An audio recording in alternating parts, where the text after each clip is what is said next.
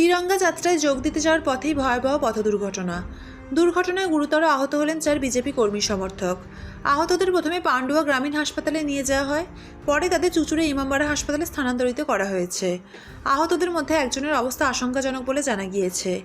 আহতদের উদ্ধার করে দ্রুত হাসপাতালে নিয়ে যাওয়া হয়। দুর্ঘটনার পর ঘাতক গাড়িটি ঘটনাস্থল থেকে পালিয়ে যায়।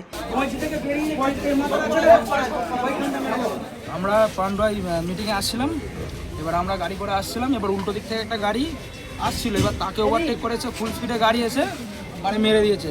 গাড়ি সাইডে লাগেনি, মাথার হুডটাতে এসে এখানে লেগে গেছে। কি গাড়ি ছিল? ছোট হাতি গাড়ি। তোমাদের কজন কার? আমাদের 4 জন কার গেছে, 3 জন কার একদম পুরো গুরুতর অবস্থা, আর একজন কার ভেঙেছে।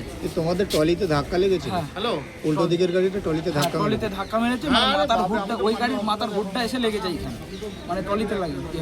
সেই গাড়িটা কি ধরা গেছে? না, ধরা হয়নি, ফুল স্পিডে বেরিয়ে চলে গেছে, একদম পালিয়ে গেছে। কজন ছিল গাড়িতে? কি নাম আপনার? মোটামুটি 20-22 জন ছিলাম। কি নাম আপনার? আমার নাম রমেশ মল্লিক।